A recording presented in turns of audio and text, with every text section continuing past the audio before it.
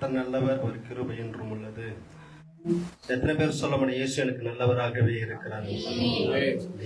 மனிதர்கள் மாறி போகலாம், சூழ்நிலைகள் மாறி போகலாம், யார் மாறி போனாலும் இயேசு மாறாதவராய் இருக்கிறார். வசனம் சொல்லுது, அவர் நேற்றும் இன்றும் என்றும் மாறாதவராய் இருக்கிறார். அவர் இருக்கிற தேவன் என்று வசனம் சொல்லுது. நான் கர்த்தர் மாறாதவர் என்று வசனம் சொல்லுது. அல்லேலூயா. அவர் மாறாதவராய் இருக்கிறார். நம்ம அநேக விதத்துல மாறி போயிடுவோம், அதை விட்டு போயிடுவோம். சில காரியங்கள்ல நமக்கு தேவைகளுக்காக நம்ம என்ன பண்ண, சில காரியங்களுக்காக ஆண்டரை விட்டு போயிடுவோம். ஆனா ஆண்டவர் எப்பவுமே நம்ம விட்டு விலகாத தெய்வம். நம்மையே எப்போ வருவான்னு பார்த்து கொண்டிருக்கிற தெய்வம். அல்லேலூயா. இல்ல வலது கருத்தை விட்டு அல்லேலூயா சொல்லுவோமா? இல்ல இடது கருத்தை விட்டு அல்லேலூயா சொல்லுவோம்? இல்ல ரெண்டு கரங்களை உயர்த்தி அல்லேலூயா சொல்லுவோமா? நல்ல இந்த கால வேலை நல்ல கரங்களை தட்டி இந்த தேவாதி தேவனை மகிமைப்படுத்துவோம். இன்று நம்ம ஒரு முக்கியமான காரியத்தை குறித்து நாம் பார்க்க போகிறோம். எடுத்து வாசிக்கலாம். ரோமர் அதனுடைய 8ஆம் அதிகாரம், அதுக்கு 1வது வசனத்தை நம்ம எடுத்து வாசிக்கலாம்.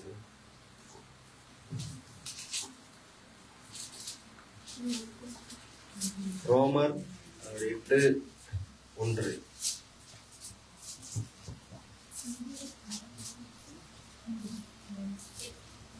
ஆனபடியால் கிறிஸ்து இயேசுக்குட்பட்டவர்களாயிருந்து மாம்சத்தின்படி நடவாமல் ஆவியின்படி நடக்கிறவர்களுக்கு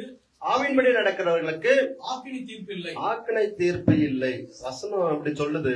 என்னன்னா, கிறிஸ்துக்குட்பட்டவர்களா, இயேசுக்குள்ள இருக்கிறவர்கள், இயேசுவின் ஆளுகைக்கு தன்னை ஒப்பு கொடுத்தவர்கள், இயேசுக்குட்பட்டவர்களாய் இருந்து மாம்சத்தின்படி நடவாமல் ஆவியின்படி நடக்கிறவர்களுக்கு தான் என்ன இல்லையா? ஆக்கினை தீர்ப்பு இல்லை, தண்டனை இல்லையா? யாருக்குங்க? மாம்சத்தின்படி நடவாமல் இருக்கிறவர்கள். இயேசுவை தன் சொந்த ரட்சகராய் ஏற்றுக்கொண்ட பிறகு அவருக்காகவே வாழ்ந்து கொண்டிருக்கிறவர்கள், இயேசுவை தன் சொந்த ரட்சகராய் ஏற்றுக்கொண்ட பிறகு இந்த உலகத்தினுடைய ஆசை இச்சைகளை தூக்கி எறிந்து விட்டவர்களாய் கர்த்தருக்காக வைராக்கியமா வாழ் கொண்டிருக்கிறவர்களுக்கு தான் ஆக்கினை தீர்ப்பு இல்லையா? வசனம் அப்படியாக சொல்லுகிறது. அப்போ நம்ம எதற்காக இங்க வந்து நம்ம ஆராதித்துக் கொண்டு இருக்கிறோம்?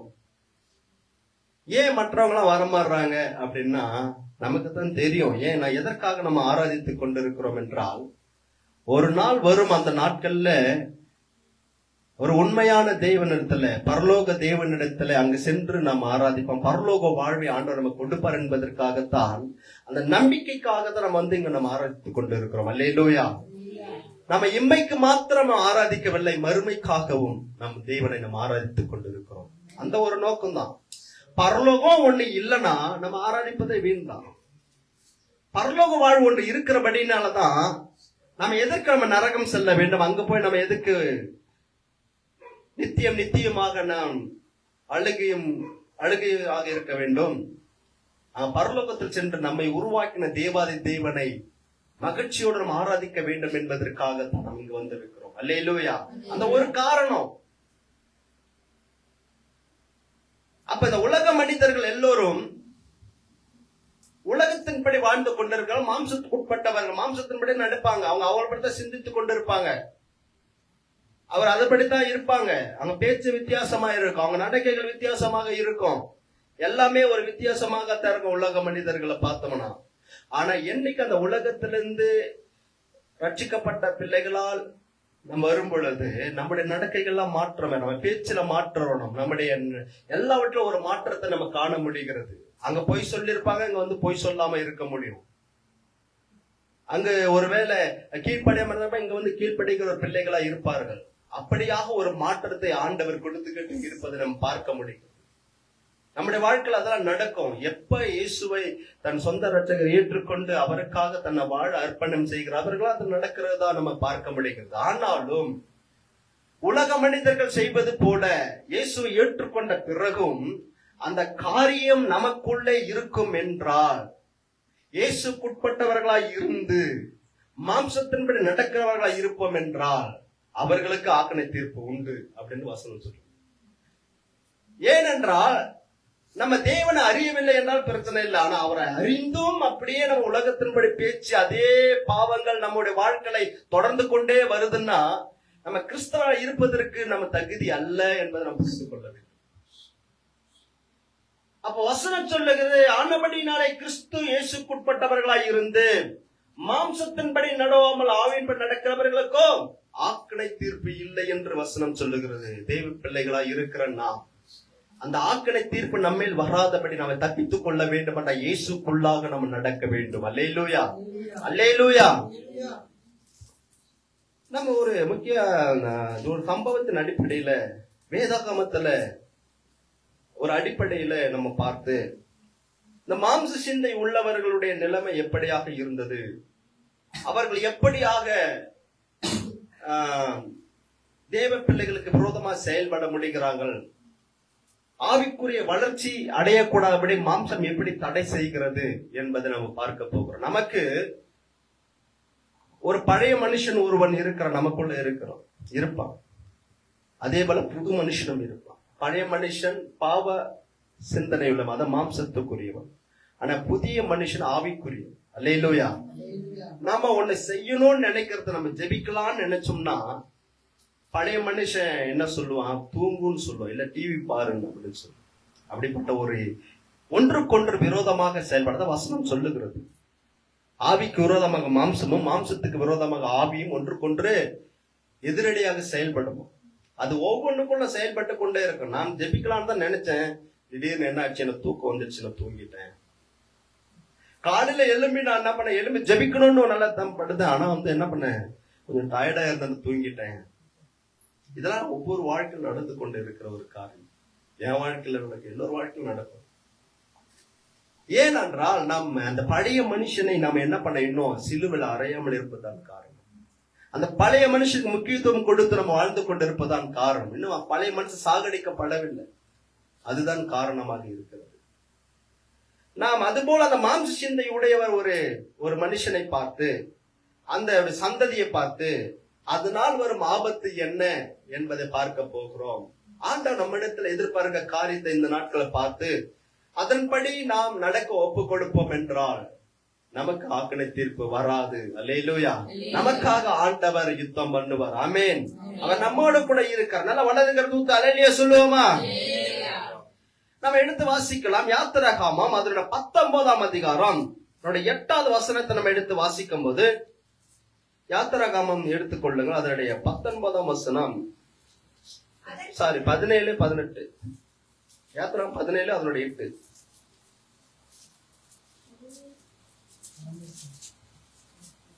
யாத்திராகமம் 17 அதனுடைய 8ஆம் வசனம். அமலேக்கர் வந்து ரெவித்தீமிலே இஸ்ரவேலரோடு கூட யுத்தம் பண்ணினார்கள் என்று சொல்லப்பட்டிருக்கிறது. யாருங்க? அமலேக்கியர். இந்த அமலேக்கர் வந்து யாரு கூட யுத்தம் பண்றாங்களாம்? ரெவித்தீமிலே இஸ்ரவேல் கூட யுத்தம் பண்ண பாளையம் இறங்கிட்டாங்க. அவங்கள கூட எதிர்த்து வந்துட்டாங்க.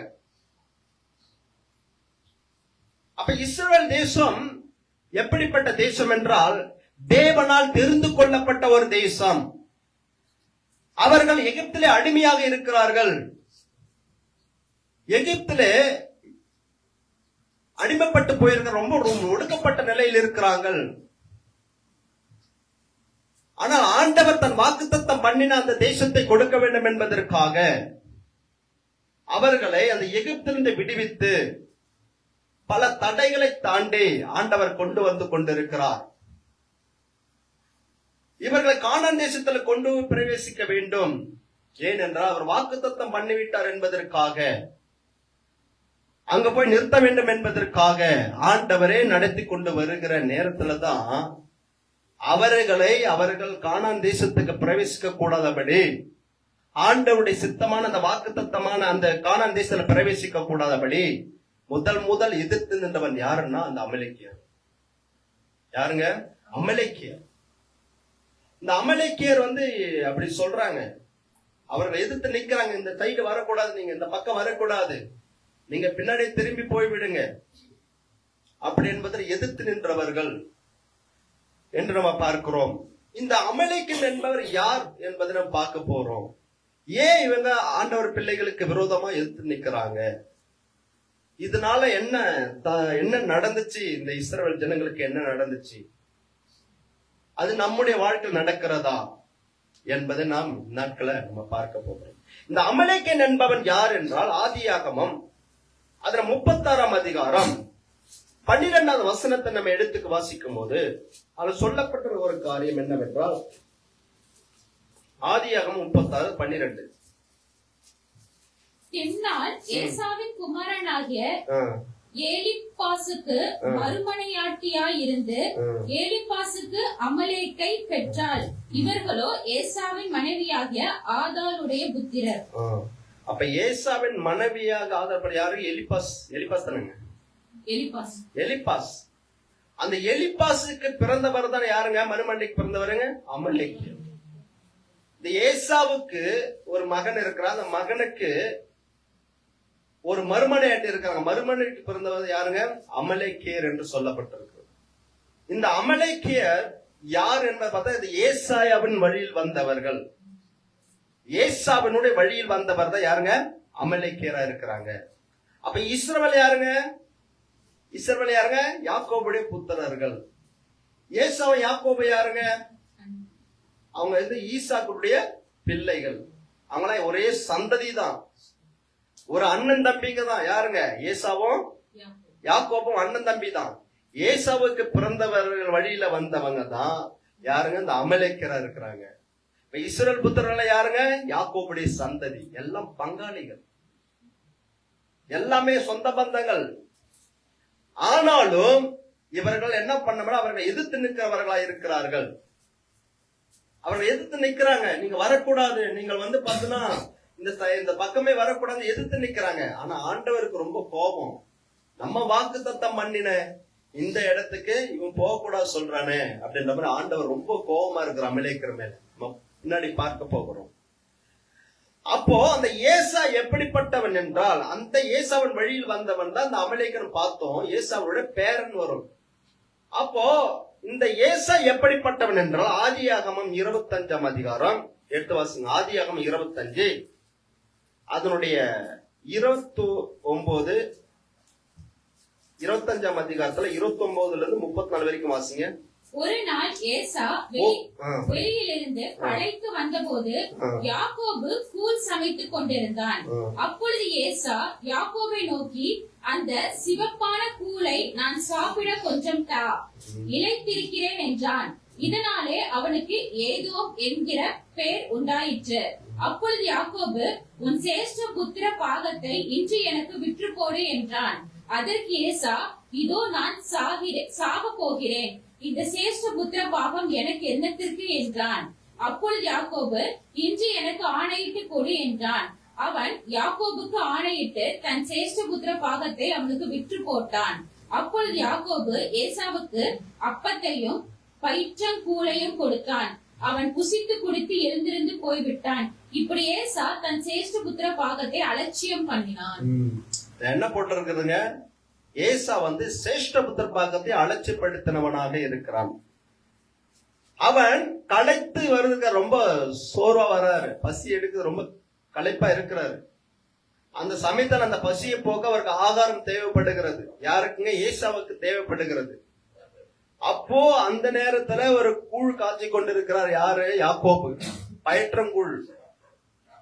அந்த கூழ் காய்ச்சி கொண்டிருக்கும் போது இவருக்கு அந்த சமயத்துல அவரோட மாம்சத்தை திருப்திப்படுத்துவதற்காக, அவருக்கு அந்த சமயத்துல அவர் மாம்சத்தை திருப்திப்படுத்த வேண்டும் என்பதற்கு ஏதாவது ஒரு ஆகாரம் தேவைப்படுகிறது. அப்ப அந்த ஆகாரம் தேவைப்படும் போது அது யாக்கோபிடத்துல இருக்கிறது. உடனே அவன் தம்பி கிட்ட கேட்கிறாரு, யாக்கோபு, எனக்கு என்ன பண்ண, பசியா இருக்கிறேன், நான் களைத்து போயிருக்கிறேன், எனக்கு என்ன பண்ணு, கூழ் கொடு அப்படின்னு சொல்லிட்டு கேட்கிறாரு. அவன் சொல்றான், நீங்க கூழ் நான் சும்மா கொடுக்க மாட்டேன், உனக்கு இருக்கிற அந்த சேஷ்டபுத்திர பாகத்தை நீங்க எனக்கு கொடுத்தா நான் என்ன பண்றேன், இந்த கூழை கொடுக்கறேன் அப்படின்னு சொல்லிட்டு சொல்றாரு.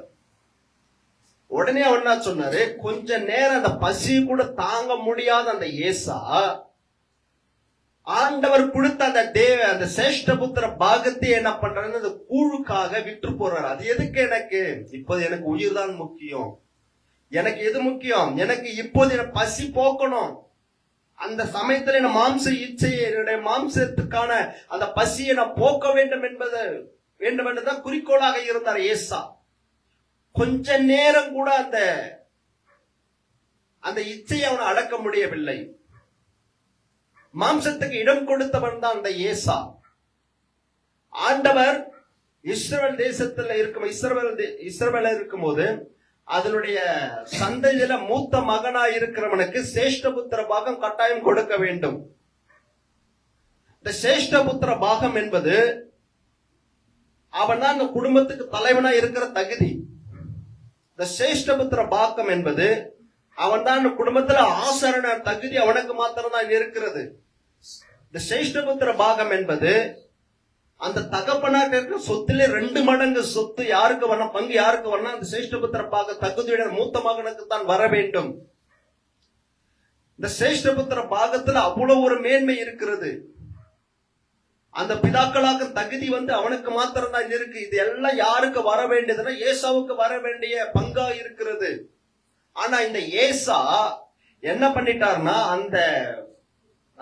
அந்த நேர மாம்சத்துக்கான அந்த உணவு வேண்டும் என்பதற்காக அவர் என்ன பண்ணிட்டாரு, தேவன் கொடுத்த அந்த சேஷ்டபுத்திர பாகத்தை அசட்டை பண்ணி போட்டு விட்டார்.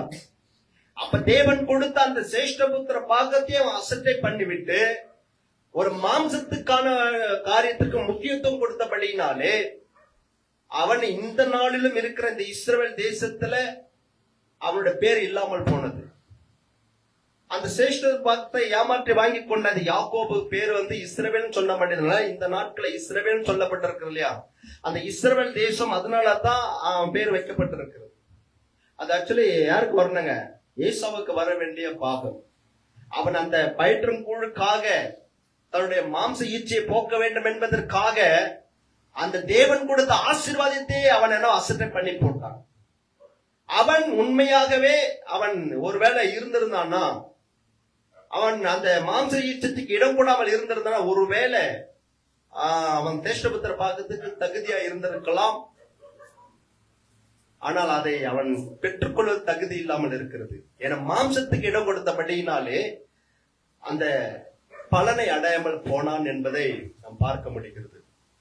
தேவ பிள்ளைகளா இருக்கிற நாம், ஆண்டவன் நமக்கென்ன ஒரு ஆசீர்வாதத்தை வைத்திருப்பார். நமக்கென்ன ஒரு ஆசீர்வாதத்தை யாருக்கு என்னென்ன வைத்திருக்கணும் அதை கொடுப்பார். ஆனால் நம்ம ஒருவேளை ஏசாவை போல மாம்சத்துக்கு இடம் கொடுத்து நம்ம ஓடிக்கொண்டிருப்போம் என்றால் நமக்கு இருந்த அந்த பலனை நாம் அடையாமல் போவதற்கு மாம்ச இச்சை நிறைவேற்றுவது காரணமாய் இருக்கும். அல்லேலூயா, அல்லேலூயா. ரொம்ப கவனமா இருக்கணும். இந்த மாம்சம் எப்படி செயல்படும் நமக்கு தெரியாது. கொஞ்ச நேரம் சந்தோஷத்திற்காக தேவனுடைய ஆசீர்வாதத்தை நாம் பெற்றுக்கொள்ளாமல் போவதற்கு காரணம் இருக்கிற மாம்ச இச்சைகள் நம்ம துரத்தி அடிக்க வேண்டும். இதுதான் ஆண்டவர் நமக்கு இருக்கிறத அந்த பலனை ஆண்டவர்கிட்ட கேட்டு பெற்றுக்கொள்ள வேண்டும். கொஞ்ச நேரம் ஆசை இச்சைகளுக்காக நம்ம என்ன பண்ணிடுறோம், அசட்ட பண்ண தேவன் கொடுக்கிற பரலோக வாழ்வியை நம்ம என்ன பண்ணிடுறோம், அசட்ட பண்ணி போட்டுறோம். அல்லேலூயா. நாம் எப்படிப்பட்டவர்களா இருக்கிறோம்? அப்ப ஏசு அந்த அமலேக்கன் என்பவர் யாருன்னா, ஏன் எதிர்த்து நிக்கிறான்னா, அவன் அந்த மாம்சத்தின்படி வந்தான். ஏசு அவன் வழியில் எப்படி மாம்சமா இருந்தானோ இவனின் மாம்சமானவனாக இருக்கிறான். தேவ பிள்ளைகளுக்கு விரோதமாக எதிர்த்து நிற்கிறான். இது ஒவ்வொரு நாளும் தொடர்ந்துகிட்டு தான் இருக்கிறது. தேவ பிள்ளைகளுக்கு விரோதமாக எப்பவுமே மாம்சம் எடுத்துக்கொண்டுதான் இருக்க. இவங்க வளர்ச்சி அடைய கூடாது, ஜெபிக்க கூடாது, இவங்க துதிக்க கூடாது, இவங்க ஆராதிக்க கூடாது, இவங்க வேதம் வாசிக்க கூடாது, வேதத்தின்படி நடக்க கூடாது, இவங்க ஆராதனைக்கு போக கூடாது என்பதற்காக எப்போதும் எதிர்த்து நிற்கிற ஒரு காரியம் எதுனா மாம்சம். இந்த மாம்சத்தை முறியடிக்கிறது உங்களுடைய வேலையா இருக்கும். இதுதான் இந்த நாட்கள் நம்ம பார்க்க போறோம். அல்லேலூயா. இதை நம்ம முறியடிச்சிட்டோம்னா நம்ம என்ன பண்ண, சுதந்திரிக்க வேண்டியது சுதந்திரத்துக் கொள்ளுவோம். நமக்கு ஆண்டவருக்கு எடுத்த அந்த பலனை நம்ம அடையாமல் போக மாட்டோம், நிச்சயமா அடைந்து தீர்வோம். அல்லேலூயா. நிறைவான பலன் எப்படி வரும்னா, அந்த மாம்சத்தை இச்சத்துக்கு நம்ம இடம் கொடுக்காமல் இருப்போம் என்றால் அது நிறைவான பலன் நம்ம பார்ப்போம். அல்லேலூயா. அந்த நாட்கள்ல ஆதாம் ஏவாளை நம்ம எடுத்துக்கொள்வோம் என்றால் அந்த ஆதாம் எப்படிப்பட்டவராய் இருந்தார்? ஆண்டவரால் உருவாக்கப்பட்ட முதல் மனுஷன். அதன் பின்பாக ஏவாளை ஆண்டவர் உருவாக்கினார். எதுல உருவாக்கினாரு? அவனுடைய எலும்புனால. யாருடைய? ஆதாமுடைய எலும்புனால உருவாக்கினார். அப்போ அந்த ஏவாளுக்கு என்ன பேர் வச்சார்னா, இவர் தான் பேர் வைக்கிறாரு, ஆதாம் தான் பேர் வைக்கிறார். என்னன்னா, இது எலும்பும் எலும்பும் என் மாம்சத்தின் மாம்சமா இருக்கிறபடி எல்லாம் மனுஷின்னு சொல்றாரு. அதனால ஆண்டவர் ஒண்ணு சொல்றாரு, இது இந்த விருட்சத்தின் கனியை நீ சாப்பிடக்கூடாது, சாப்பிடனாலும் சாவான்னு சொல்லும் போது, அந்த நாட்கள்ல ஏவாள் சொன்னது இந்த கனி நல்லா இருக்கு சாப்பிடுங்கன்னு சொன்னது அந்த மாம்சத்தின் மாம்சமா இருக்கிற அந்த ஏவாள் சொன்னதற்கு கீழ்ப்படிந்து போனபடினாலே அவர் அந்த ஏதேன் தோட்டத்தின் நிறைவையே பார்க்க முடியாம போனது. இதான் ஒவ்வொருடைய கிறிஸ்தவ வாழ்க்கையில் நடக்கிற ஒரு காரியம். அப்ப ஏதேன் தோட்டம் நிறைவு காண முடியாம போனதற்கு என்னன்னா, அந்த ஏவாள் மாம்சத்தின் மாம்சம் சொன்ன பாரு, மாம்சமான அந்த ஏவாள் சொன்னதுக்கு இவனும் வாங்கி அதற்கு சாப்பிட்டாம இருங்க. அதுதான் ஏதனுடைய தோட்டத்தை விட்டு ஆண்டவர் துரத்து விட்டுட்டான். ரொம்ப கவனமா இருக்கணும். நம்ம கிறிஸ்தவ வாழ்க்கையில இப்படிலாம் வாழ்ந்தல்லான்றது நம்ம அர்த்தம் கிடையாது. கிறிஸ்தவ வாழ்க்கைன்ற ஒரு ப்ரொசீஜர் இருக்கு, இப்படிதான் போகணும். அந்த கோட்டிலேயே போய்கிட்டு இருக்கணும். இல்லைன்னா என்ன பண்ண முடியாதுங்க, நம்ம சுந்தரிக்க வேண்டியது சுந்தரிக்க முடியாது. அப்ப வந்ததே நம்ம சபைக்கு வருவதும் சரி, நான் கிறிஸ்தவன் சொல்லி கொண்டிருக்கோம் சரி, வீணாக போய்விடும். அதுக்கு நம்ம உலக மனிதர்கள் போல இருந்து விடலாம். ஏன்னா அவங்களுக்கு பாவம்னா என்னன்னு தெரியாது, மாம்சம்னா என்னன்னு தெரியாது. எங்க அப்பா இப்படி வாழ்ந்தார், எங்க அப்பா இதை வணங்கினாரு, எங்க அம்மா இப்படி பேச சொன்னாங்க, எங்க அம்மா இங்க போக சொன்னாங்க, எங்க சகோதரர் இப்படியா பேச சொன்னாரு, அதுதான் அவங்களுக்கு தெரியும். அவங்க அப்படி பண்ணாங்க, நானும் இப்படி பண்ணுவேன். அதுதான் அவங்க போய்கொண்டு இருப்பாங்க. ஏன்னா முன்னோர்கள் அப்படி செய்தாங்க, நான் இப்படி செய்வேன் என்று. அது உலகத்தார், உலக மக்கள் அப்படியாக இருக்கிறார்கள். அவர்கள் தேவன் அறிகிற அறிவு இல்லாதது என்று வசனம் சொல்லுகிறது. ஆனா நமக்கு தேவன் அறிகிற அறிவு ஆண்டவர் கொடுத்திருக்கிறார். இயேசு நம்முடைய பாவங்களுக்காக மரித்தார் என்பது நமக்கு தெரியும். அவர் அடக்கம் பண்ணப்பட்டார் என்று நமக்கு தெரியும். அவர் 3ஆம் நாள் உயிர்த்தெழுந்தார் என்று நமக்கு தெரியும். அவர் 2ஆம் வருகையில் மீண்டும் வருவார் என்பது நமக்கு தெரியும். அல்லேலூயா, அல்லேலூயா. அந்த ஒரு காரணத்திற்காக, வருகைக்காகத்தான் நம்ம காத்துக் கொண்டிருக்கிறோம். அப்படிப்பட்ட எல்லாவற்றையும் அறிந்திருக்கிற நாம் உலகத்தின்படி வாழ்வது என்பது வீணாக போய்விடும். அல்லேலூயா. அப்ப இந்த அமலேக்கியன் என்பவன் எப்படிப்பட்டவன் என்றால், மாம்சத்தின்படி வந்தவன் தேவ பிள்ளைகளுக்கு விரோதமாக எதிர்த்து நிறுத்திக் கொண்டிருக்கிறான். அதனாலதான் ஆண்டவர் சொல்றாரு, அவனை மாம்சமானவன் அந்த அமலேக்கனை முறியடித்து போடு. ஏன் அவ்வளவு கோபமா இருக்கிற ஆண்டவர்? உபாகமம் 25 அதில் 19 எடுத்து வாசிப்போம்.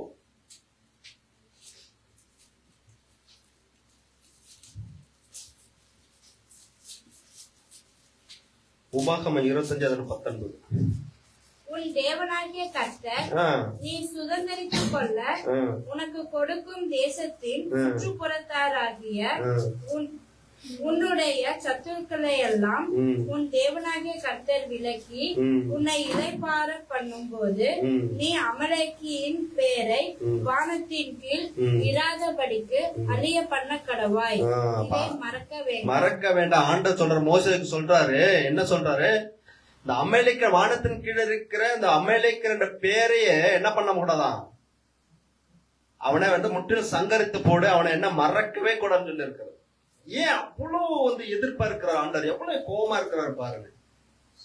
அவ்வளவு கோபமா இருக்கிற அந்த அமலேக்கியன் மேல அவனை முற்றிலும் இரக்கமே வைக்காம அழித்து போடு என்று சொல்ற ஆண்டவர் சொல்றாரு. இரக்கமே வைக்க கூடாது. அவனை விட்டா என்ன நடக்கும் என்பதை நாட்கள் நம்ம பார்க்க போகிறோம். நம்ம எடுத்து வாசிக்கலாம். 1 சாமுவேல் 15ஆம் அதிகாரம் 2-3 வசனத்தை நம்ம எடுத்து வாசிப்போம். அமலேக்கு மீது ஆண்டவர் கோபம் வருவதற்கான காரணம் என்ன? சேனைகளின் கர்த்தர் சொல்கிறது என்னவென்றால், ஆ, இஸ்ரவேலர் எகிப்திலிருந்து வந்தபோது ஆ, அமலேக்கு அவர்களுக்கு வழிமறித்த செய்கையை மனதிலே வைத்திருக்கிறேன்.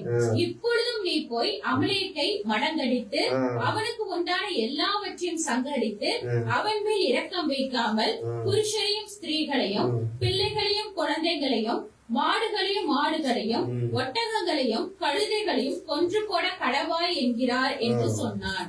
பாருங்க, இரக்கமே வைக்காத முற்றிலும் என்ன பண்ணாங்க, எல்லாம் வந்து கொன்று போட்டுருங்க அப்படின்னு சொல்லிட்டு சொல்றாரு. யாருக்கிட்ட இதை சொன்னா, மோசே கிட்ட சொன்ன ஆண்டவர் அதை சாமுவேலுக்கு நினைவுபடுத்தி சாமுவேல் போய் சொல்றாரு. யாருக்கிட்ட சொல்றாருங்க? சவுல் கிட்ட சொல்றாரு. ராஜாவை இருக்கிற நாட்கள் ராஜாவை இருக்கிற சவுல் இடத்துல போய் சொல்றாரு, என்ன பண்ணு நீ, அங்க அமலேக்கு வந்து நம்மளை வந்து எதிர்த்து நின்றவனா இருக்கிறான், அவனை என்ன பண்ணுங்க, முற்றிலும் சங்கரித்து போடு, இரக்கமே வைக்க வேணாம் அப்படின்னு சொல்லிட்டு ஆண்டவர் சொல்ற கட்டளை கொடுத்துட்டார். யாருக்குங்க? சவுலுக்கு கொடுத்துட்டாரு. ஏன் எதிர்த்து ஆண்டவர் அவன் கோபமா இருக்கிறன்னா, தேவ பிள்ளைகளை வழிமறுத்ததுதான் கோபம். ஆண்டவர் தன்னுடைய எகிப்து தேசர் புறப்பட்டு கானான் தேசம் புறப்படும் போது எதிர்த்து நம்பர்த்தியா, அது முதல் கோபம். அடுத்தபடியாக பாத்தீங்கன்னா அது உபாகமம் 25 17-18 வாசிப்போம். முதல்ல அவன் தேவ பிள்ளைகளுக்கு விரோதமா வழிமறித்தான். எகிப்திலிருந்து புறப்பட்டு வருகிற வழியிலே அமலேக்கு தேவனுக்கு பயப்படாமல் உனக்கு எதிராக வந்து நீ இழைத்து விடாதிருப்பதில் பின்வருகிற உன் பாளையத்தில் உள்ள பல வீணரை எல்லாம் வெட்டினான் என்பதை நினைக்கிறேன். முதல்ல வந்து பார்த்தோம், நம்ம எதிர்த்து நின்றான் பார்த்தோம். அடுத்தது அவன் எப்படிப்பட்டனா, அவன் தேவனுக்கு பயப்படாத ஒரு மனுஷன். அமலேக்கர் யாருங்க? அந்த சந்ததி தேவனுக்கு பயப்படாத ஒரு சந்ததியா இருக்கிறது. மூன்றாவது, இளைத்தவர்களும் பலவீனர்களும் அவன் கொன்று போட்டவனா இருக்கிறான்.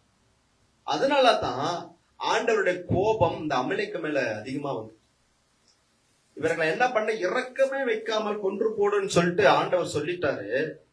அப்ப சொல்லும் போது அதை ராஜா யாரு ஏற்படுத்தினாரோ அந்த ராஜா என்ன பண்ணணும், அதுக்கு கீழ்ப்படியணும். ஆனா அந்த கீழ்ப்படியாம போன அந்த சவுல் நிமித்தம் என்ன நடந்துச்சு அப்படின்னு நம்ம பின்னாடி பார்க்க போகிறோம். ஆண்டவர் சொன்னதை அவன் செய்திருந்தானா அந்த அமலேக்கர் வந்து பாத்தீங்கன்னா எதிர்த்து நின்றுக்க மாட்டார்கள். அதை அவன் அசட்டை பண்ணி விட்டபடினாலே அவன் பின்னாட்கள்ல அந்த இஸ்ரவேல் ஜனங்களுக்கு விரோதமாக வந்து நிற்கிறவனாக, எதிர்த்து நிற்கிறவனாக நம்ம பார்க்க முடிகிறது. 1 சாமுவேல் 15 9 எடுத்து வாசிங்க. சவுலும் ஜனங்களும் ஆகாயையும் ஆடு மாடுகளில் முதல் தரமானவைகளையும் இரண்டாம் தரமானவைகளையும் ஆட்டுக்குட்டிகளையும் நலமான எல்லாவற்றையும் அழித்து போட மனதில்லாமல் தப்ப வைத்து அற்புதமானவர்களையும் அற்பமானவர்களையும் உதவாதவைகளையும் சகல வஸ்துக்களையும் முற்றிலும் அழித்து போட்டான். அப்ப இவன் சவுலுக்கு சொன்னது எல்லாத்தையும் ஆண்டவர் அழித்து போட்டு சொன்னாரு. ஆனா அவன் எதை வச்சுன்னா, உதவாதவங்களை, ஒண்ணும் இல்லாதத, அவன் என்ன பண்ற, ஒன்றும் இல்லாததா என்ன பண்ற, அவன் சங்கரிச்சு போட்டுட்டு நல்ல புஷ்டியா இருக்கிறது, நல்ல நலமா இருக்கிறதுலாம் என்ன தப்பி வச்சுட்டான், அந்த ராஜாவை தப்பி வச்சுட்டான். அப்படியாக தப்பி வைத்து வந்திருக்கணும். அவருக்கு என்னன்னா, இதெல்லாம் நல்லா தான் இருக்கு, இதை வச்சு நம்ம எதுனா பண்ணிக்கலாம். கொள்ளை மேல் ஆசை படிச்சுன்னு வந்தோம்னா கொள்ளை மேல் அவனுடைய ஆசை போயிடுச்சுன்னு சொல்லிட்டு வசனம் சொல்லுகிறது. இந்த ஆண்டவர் சொல்றாரு. நான் அடுத்த வசனம் வாசிக்கும் போது அவர் என்ன பண்றாரு, சவுல் மீது மனஸ்தாபம், ஏன் அவனை ராஜாவாக்குன்னு மனஸ்தாபப்படுறார். அது மாத்திரமல்ல, அதே போட்டு சாமுவேல் கிட்ட ஆண்டவர் சொல்றாரு, இப்படியாக இருக்குதுன்னு இப்ப கேள்வி போய் கேட்கிறாரு, சவுலே நீ ஏன் இப்படி பண்ண, நான் கேட்கிற ஆடுகளோட சத்தம் என்ன, ஏன் தப்பி வச்ச அப்படின்னு சொன்னா, நான் கர்த்தருக்கு பலியிடுவதற்காகத்தான் நான் இதெல்லாம் தப்பி வச்சேன்னு சொல்றாரு. ஆனா ஆண்டவர் என்ன சொல்றாரு, நீ முற்றிலும் சங்கரித்து போடு அப்படின்னு சொல்றாரு. ஆனா இவன் என்ன பண்ண, தப்பிச்சு விட்டான், அதை விட்டுட்டான். அதை விட்டதுனால அது என்ன நடக்குது என்றால், நம்ம எடுத்து வாசம் 1 சாமுவேல் 15:23 எடுத்து வாசிங்க. ரெண்டகம் பண்ணுதல், பில்லி சூனியம், புள்ளிசூனிய பாவத்திற்கும் முரட்டாட்டம் பண்ணுதல் அவபக்திக்கும் விக்கிரகாராதனைக்கும் சரியா இருக்கிறது. நீ கர்த்தருடைய வார்த்தையை புறக்கணித்தபடியினாலே அவர் உம்மை ராஜாவா இராதபடிக்கு புறக்கணித்து தள்ளினார் என்றார். பாருங்க, கர்த்தருடைய வார்த்தை அவன் புறக்கணித்திருப்பட்டான். சொன்னது என்னன்னா, அமலேக்க முற்றிலும் அழித்து போடு, ஒன்று கூட இறக்கமைக்க அழித்து போடு சொல்லிட்டு வானத்துக்கு ஒருத்தனை இருக்கக்கூடாதுன்னு சொல்லிட்டாரு. அதை செய்கிறவன் தான் தேவ பிள்ளைகள். அல்லேலூயா. ஆண்டவர் சொல்றதுக்கு எது சொல்றாரோ அதை கேட்டு ஒருத்தர் செய்யறாங்கன்னா அவர்களுக்கு தான் ஆண்டவர் செவி கொடுப்பார், ஜெபத்தை கேட்பார், எல்லாவற்றையும் செய்வார், ஆசீர்வதிப்பார். ஆனா அவர் சொன்னதற்கு கீழ்ப்படியாம போறோம் அப்படின்னு சொன்னா என்ன நடக்குன்னா, அவன் ஸ்தானமே இல்லாம போச்சு. ராஜா என்ன ஸ்தானத்தை ஆண்டு தள்ளிட்டார். அவன் ராஜாவை இருந்தா அவங்க சொல்றாங்க, நீ ஆண்டவோட வார்த்தைக்கு கீழ்ப்படியாமல் போனபடினாலே என்னாச்சுங்க, இந்த ராஜ ஸ்தானத்தை விட்டு தள்ளிட்டார். நமக்கு ஆண்டவர் ரட்சிப்பை கொடுத்திருக்கிறாரு. இந்த ரட்சிப்பின் நிமித்தம் என்ன போறோம், பரலோக வாழ்வு நமக்கு நிச்சயமாக இருக்கிறது. அப்ப நமக்கு யார் ரட்சிப்பை கொடுத்தாரோ ஆண்டவர் அந்த ரட்சிப்பை கொடுத்த அந்த ரட்சிகர் சொல்லுவது நம்ம கேட்டு நம்ம நடக்கும் போதுதான் நமக்கு என்ன நடக்கும், அந்த பரலோக வாழ்வு கிடைக்கும். ஒருவேளை அவரு நம்ம ரட்சிக்கப்பட்டும் நம்ம அவர் வார்த்தைக்கு கீழ்ப்படியாம போனோம்னா அந்த ஸ்தானத்தை ஆண்டவர் நம்ம இழந்து போயிடும். அந்த ஸ்தானமே இல்லாம போயிடும். தேவ பிள்ளைகள் ஸ்தானமே நமக்கு இருக்காது. எப்படி சவுலுக்கு ஆண்டவர் அந்த ஸ்தானத்தை இல்லாமல் போனாரோ அது போல ரட்சிக்கப்பட்ட பிள்ளையா இருக்கிற நாம் ரட்சிப்பை நம்ம தக்க வைத்துக் கொள்ள வேண்டுமா, அவருக்கு சொன்ன வார்த்தைக்கு நம்ம கீழ்ப்படி நடந்துகிட்டே இருக்கும். அல்லேலூயா. ஏனென்றால் மாம்சத்தின்படி நம்ம நடப்போம் என்றால் நம்ம என்ன பண்ணுவோம், நம் தேவன் கொடுக்கிற அந்த ஆசீர்வாதமான பலனை நம்ம அடையாமல் போய்விடுவோம். அப்ப இந்த சவுல் விட்டது நிமித்தம் சவுல் அங்க தப்பி வச்சுட்டாரு. பவுல் அங்க தப்புவது நிமித்தம் அடுத்தபடியாக அந்த அமலேக்கர் எங்க வராங்கன்னா, எடுத்து வாசி 1 சாமுவேலர் 30ஆம் அதிகாரம் 1-2 எடுத்து வாசிப்போம்.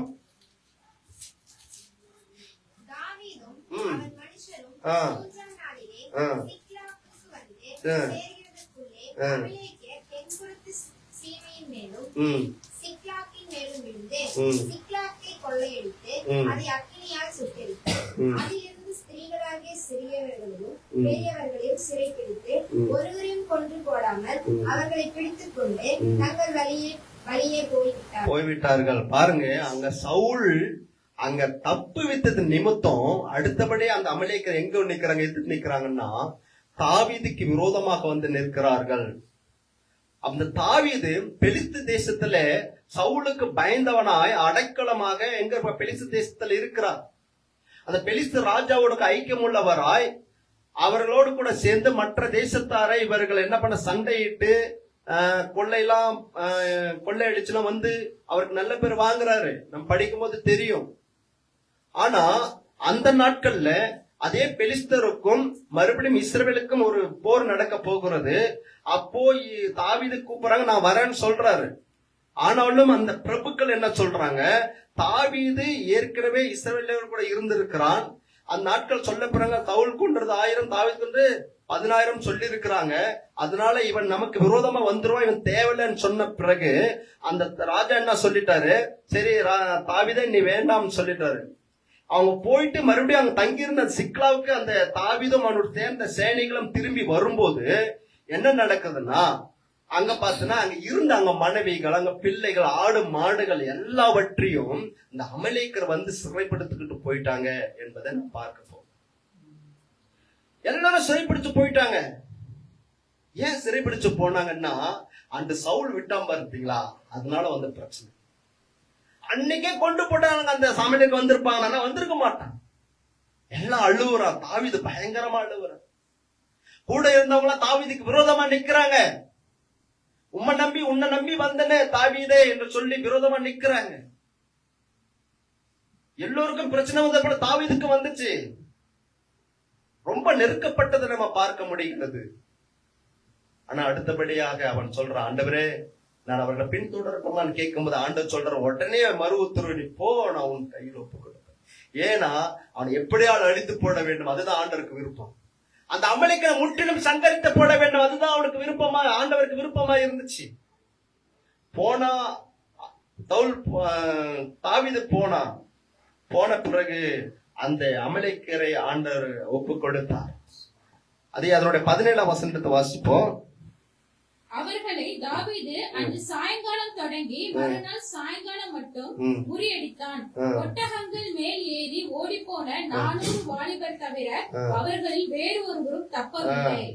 அதுல பாத்தீங்கன்னா அப்ப முறியடிச்சிட்ட பிறகு அங்க இருந்து எல்லாத்தையும் மீட்டுட்டாங்க. அப்ப மறுபடியும் எத்தனை பேர் இருப்பாங்க? 400 பேர் தப்பிச்சு போயிட்டாங்க. அந்த 400 பேர் எங்க போயிட்டாங்க? மறுபடியும் தப்பிச்சு போயிட்டாங்க. அப்ப அதுல இருந்து மீந்தவர்கள் எங்க வந்து நிக்கிறாங்கன்னா, நம்ம எஸ்தர் எடுத்துக்கலாம்.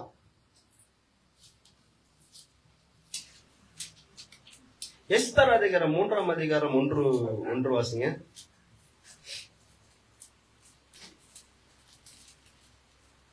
எஸ்தர் 3ஆம் அதிகாரம் 1. இந்த நடபடிகளுக்கு பின்பு ராஜாவாகிய ஆகாஸ்வேரு ஆமோத்தாவின் குமாரனாகிய ஆமான் என்னும் ஆகாகியானை மேம்படுத்தி தன்னிடத்தில் இருக்கிற சகல பிரபுக்களையும் மேலாக அவருடைய ஆசனத்தை உயர்த்தி வைத்தான். அப்புறம் பாத்தீங்கன்னா இந்த ஆமான்னு சொல்லிட்டு ஒருத்தர் இருக்கிறான். இவன் யாருன்னா ஆகா அந்த அதாவது அந்த அமலேக்கருடைய ராஜா, அந்த வம்சத்தில் வந்தவன். அப்போ வந்து பார்த்தா இந்த ஆமான் வந்து பாத்தீங்கன்னா இவன் வந்து ஒரு அமலேக்கன் என்பது யார் இருந்திருக்காரு? மிர்தகையா இருந்திருக்கிறார். ராஜா சொல்றாரு இவன் வந்து ஒரு பெரிய ஒரு உயர்ந்த இதுல இருக்கிறாரு, இவர் தான் வந்து மந்திரியா இருக்கிறாரு, எல்லாமே இவனுக்கு வணக்கம் செலுத்தணும்னு சொல்லிட்டாங்க. யாருக்கு? ஆமானுக்கு வணக்கம் செலுத்தணும். அப்ப இந்த வணக்கம் செலுத்தணும் போது எல்லாமே வணக்கம் செலுத்துறாங்க. ஆனா அந்த அரண்மனை வாசல்ல உட்கார்ந்து இருக்கிற யாருங்க? அந்த மிர்தகாய் மட்டும் வணக்கம் செலுத்தல. ஏன்னா அவன் ஒரு அமலேக்கன் என்பதை அவன் அறிந்திருந்தான். அவன் அமலேக்கன் இருந்தபட அவனுக்கு விரோதமாக யார்? மிர்தகை நிக்கிறாரு. அதுக்கு பார்த்தா அந்த ஆகான் எவ்வளோ எத்தனை நாட்டுக்கு மக்கள் இருந்தாலும் இவன் யார் மேல குறிக்கோளா இருக்கிறான் என்றா இந்த யூதர் மேலதான் அவன் குறிக்கோளா இருந்தான். அவர்களை தான் அழித்து போன யார் விரும்புறான்? இந்த ஆமான் விரும்புறான். மிர்தகை வணங்காமல் இருப்பதற்கு காரணம் அவன் யூதன் என்பது அவன் அறிந்திருந்தான். அவன் ஒரு அமலேக்கன் என்பது யார்? அந்த மிர்தகை அறிந்திருந்தான். அவன் யூதன் என்பதை யார்? ஆமான் அறிந்திருந்தான். அதனால இவன் என்ன நினைச்சிட்டான்? இந்த தேசத்துல இருக்க எங்கெல்லாம் யூதர் இருக்கிறாங்க எல்லாமே இந்த சந்ததியை எல்லாம் கொன்று போட வேண்டும் என்று இவன் என்ன பண்ண கட்டளை பெற்று இருக்கிறான் அந்த ஆமான். ஆனா அந்த நாட்கள் அதை தெரிஞ்சு எஸ்தர் உபவாசம் பண்ணி ஜெபித்த போது என்ன நடந்துச்சுன்னா, எந்த ஆமான் யூதருக்கு விரோதமாக அழித்து போட நினைச்சானோ அதே ஆமானை ஆண்டவர் அழித்து போட்டு விட்டார். அல்லேலூயா, அல்லேலூயா. ஏனென்ற ஆண்டவருக்கு இப்படிப்பட்ட அந்த அமலேக்கரைகள் இராமல் இருக்க வேண்டும் என்று விரும்பிக் கொண்டே இருக்கிறார். ஆனா அதை கட்டளை செய்வதற்கு ஒருவரும் இல்லையே. அன்று அந்த சவுல் செய்திருந்தானா அந்த யாருக்கிட்ட வந்திருக்க? தாவீதுக்கு விரோதமா வந்திருக்க மாட்டான். தாவீது சண்டை போட 4 பேர் தப்பிச்சு போகலாம். இந்த எஸ்தர் புத்தகத்துல வந்து இந்த மிர்தகை யூதருக்கு விரோதமாக வந்திருக்க மாட்டான். இப்படி ஒன்றாக நான் தப்பி வைக்கிறபடினாலே ஒன்று விரோதமாக வந்து எதிர்த்து நிக்கிறவனாகத்தான் அந்த யார் இருக்கிறாங்க? அமலேக்கர் இருந்து கொண்டே இருக்கிறான் என்பதை நாம் பார்க்க வேண்டும். அப்ப அந்த நாட்களை நம்ம பார்க்கிறோம். ஆனா இந்த நாட்களை இதை எதை குறிக்கிறது என்பதை நாம் பார்த்தோம் என்ற கலாத்தியர் அது 4ஆம் அதிகாரம் 29 வசனத்தை எடுத்து வாசிப்போம்.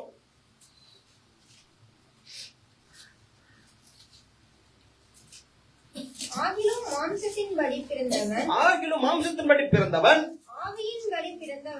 ஆவியின்படி பிறந்தவனை அப்போது துன்பப்படுத்தினது போல இப்போதும் நடந்து வருகிறது. பாத்தீங்களா? அந்த நாட்கள்ல எப்படி மாம்சத்தின்படி பிறந்தவன் யாருங்க அப்படின்னு பார்த்தோம்னா ஆகார் வழியில் வந்த இஸ்மவேல், அவங்கதான் மாம்சத்தின்படி பிறந்தவர். ஆவின்படி பிறந்தவர் யாருன்னா வாக்குத்தத்தின்படி பிறந்த சாராளுக்கு பிறந்த ஈசாக்கு. அவர் தான் யாருங்க? ஆவின்படி பிறந்தவர். அப்படி ஆவின்படி பிறந்திருந்த வாக்குத்தத்தன்படி பிறந்தவர் அந்த ஈசாக்கு. ஆனாலும் மாம்சப்படி பிறந்தவர் இஸ்மவேல் இவங்களுக்கு விரோதமாக வந்து எப்படி அடிமைப்படுத்தினா எவ்வளவு பிரச்சனை பண்ணாங்க என்பதை நம்ம வாசிக்கும்போது தெரியும். எப்படி அடிமைப்படுத்த நினைச்சாங்களோ பிரச்சனை பண்ணாங்களோ அதே போல இந்த நாட்களும் நடந்து கொண்டிருக்கிறது என்று வசனம் சொல்லுகிறது.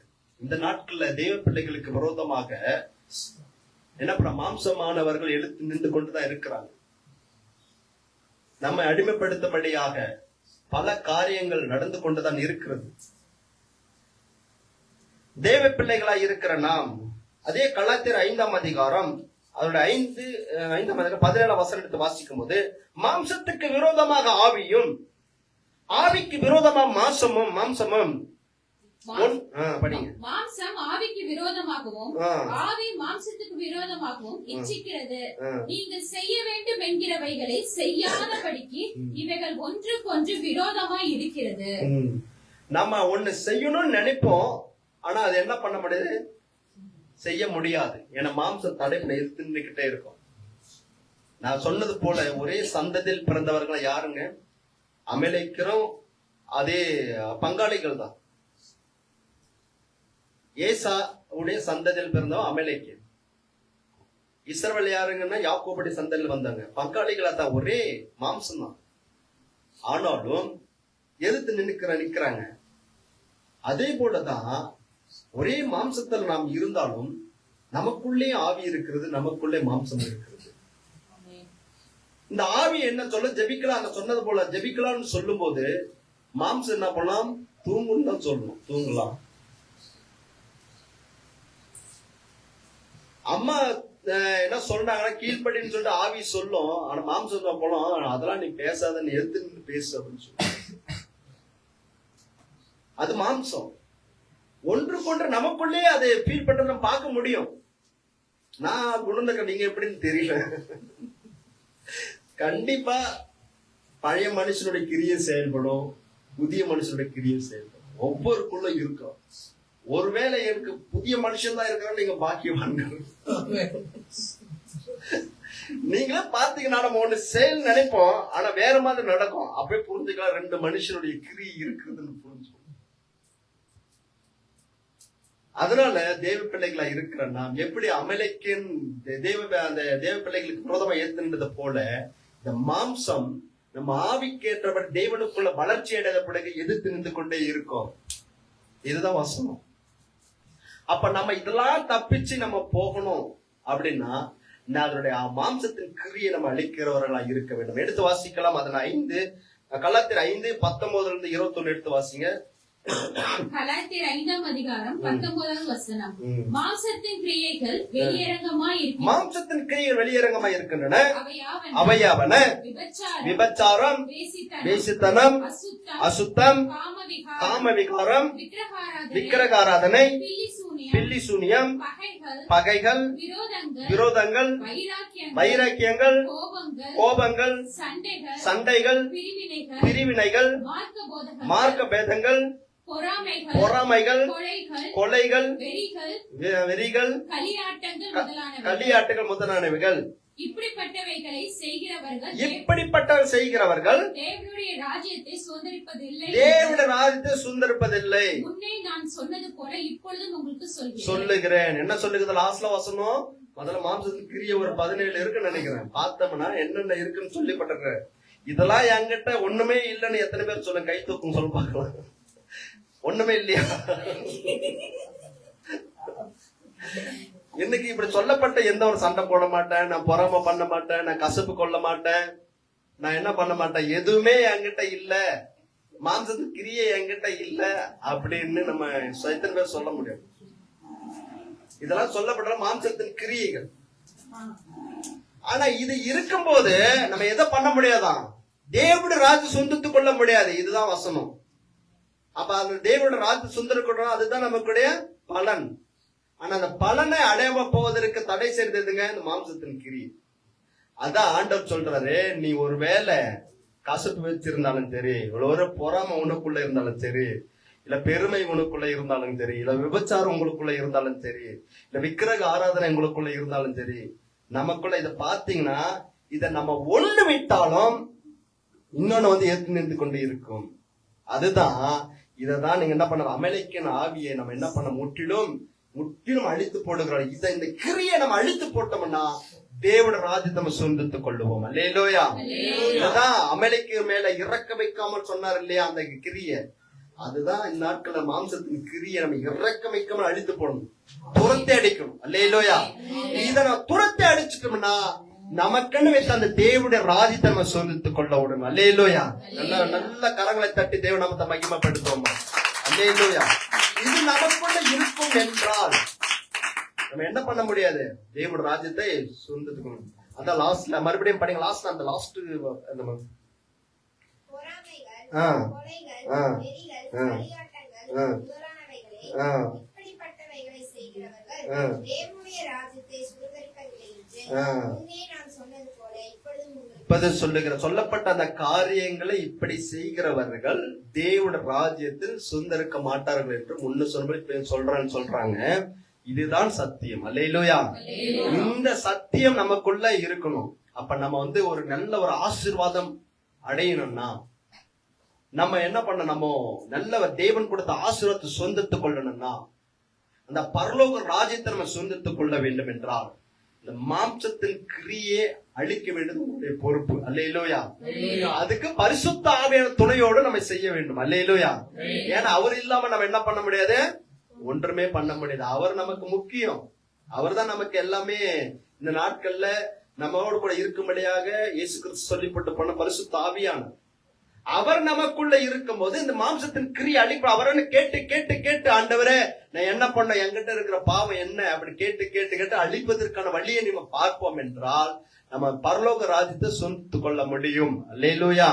நம்ம நினைச்சுக்கிறோம், நம்ம என்ன நினைச்சுக்கிறோம்னா மற்றவங்க செய்த பாவத்தை தான் நம்ம பாவத்தை பாக்குறோம். அவங்க செய்யற இப்படிப்பட்ட பாவங்களா இருக்கிறாங்க, அவங்க பேச்சு சரியில்லை, அவங்க நடக்கை சரியில்லை, கணவர் பேசுறது அவர் சரியில்லை, அவர் இப்படியா இருக்கிறாருன்னு சொல்லிட்டு அவருடைய குறையத்தை நம்ம பாக்குறோமே தவிர, அவர் செய்த பாவத்தை நம்ம பாக்குறோமே தவிர நமக்குள்ள இருக்கிற பாவத்தை நம்ம என்ன பண்றோம் பார்ப்பதே இல்லை.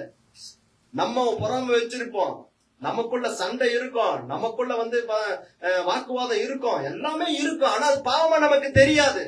நம்ம ஏன்னா மற்றவங்களுடைய பாவம், கணவரை செய்த பாவம், மனைவி செய்த பாவம், பிள்ளைகள் செய்த பாவம், இவங்களை தான் சுட்டி சுட்டி காட்டிக்கொண்டே இருப்போமே தவிர நமக்குள்ள இருக்கிற ஒன்றும் நம்ம அதை அலட்சியப்படுத்த மாட்டோம். ஆனா பரிசுத்த ஆவியானவர் கேட்கும் போது என்ன பண்ணுவாரு, அது கரெக்டா சுட்டி காட்டு, உங்ககிட்ட இப்படி இருக்கு, உங்ககிட்ட இது இருக்கு, அது இருக்குன்னு கரெக்டா சொல்லுவார்.